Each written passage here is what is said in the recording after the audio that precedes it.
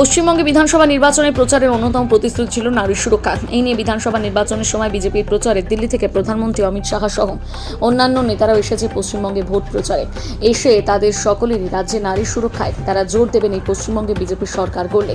এই প্রসঙ্গে বর্তমান সমাজে পশ্চিমবঙ্গবাসীরা কি চায় জেনে নেব। পশ্চিমবাংলা তৃণমূল কংগ্রেস ছাড়া অন্য কোনো দলকে ভোটই দেওয়া যাবে না। তার কারণ হচ্ছে দিদি লক্ষ্মীর ভাণ্ডার থেকে স্বাস্থ্যসাথী কার্ড থেকে আরম্ভ করে সব কিছু দিদি ছাড়া আমাদের পশ্চিমবাংলা আর কেউ নেই। তাই আমরা সবাই পশ্চিমবাংলার বাঙালিরা, বিশেষ করে বাঙালিরা সবাই চাইছে দিদিকে ভোট দিতে। দিদি আসুক, আমরা চাই। দিদির উপরে পুরো ভরসা রাখছি একদম। আমার নাম রবীন নস্কর। ধর্ষণকারীদের এনকাউন্টার ওনারা করবেন, কিন্তু ওনাদের এলাকায় যেখানে ডবল ইঞ্জিন সরকার, ইউপি বলুন, লখনৌ বলুন, আসাম বলুন, বিহার বলুন, সেখানে কি এনকাউন্টার ওনারা করছেন? সেখানে কি ধর্ষণ হচ্ছে না? তো সেক্ষেত্রে বাংলায় এসে ওনারা এরকম করছেন, মানে এটা সম্পূর্ণ বাজে কথা। বাংলায় জিতলে বলছে নারী সুরক্ষা সবার আগে দেওয়া হয়। নারী তো আমরা সুরক্ষিতই আছি, আমাদের এখানে তো কোনো সমস্যা নেই, কোনো সমস্যা আমরা পড়ি না, আমরা ভীষণ সুরক্ষিতভাবেই এখানে বাস করি। আমার নাম সুমিত্রা নস্কর। মানে আমি বলতে চাই যে তৃণমূল কংগ্রেসের প্রতি আস্থা আছে। সবচাইতে বড় কথা হচ্ছে যা দলের নেত্রী হচ্ছে মমতা বন্দ্যোপাধ্যায়।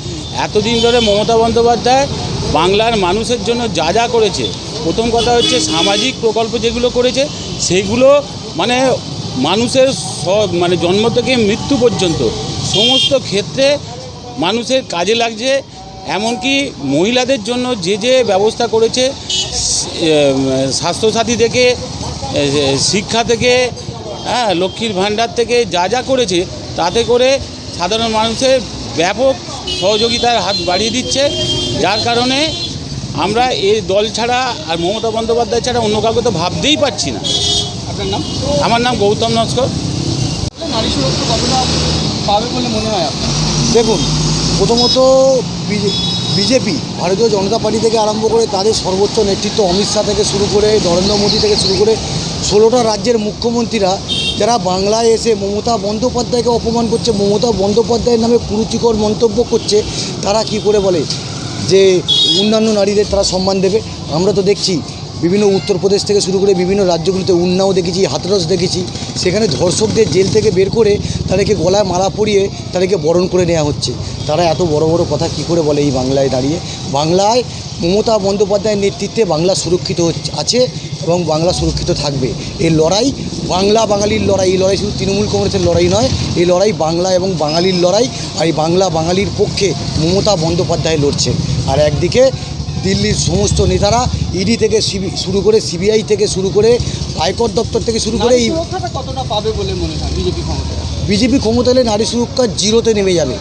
যে সমস্ত রাজ্যগুলিতে রয়েছে সেই রাজ্যগুলোর অবস্থা দেখুন কী করুণ পরিস্থিতি।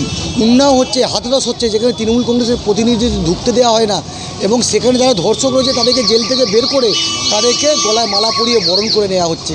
তারা কি করে বলে? আজকে মণিপুর জ্বলছে, সেখানে আমাদের প্রধানমন্ত্রী যাওয়ার ক্ষমতা নেই, এমন একটা পরিস্থিতি। তারা কি করে বলে? আপনার নাম? আমার নাম মনোজ নস্কর।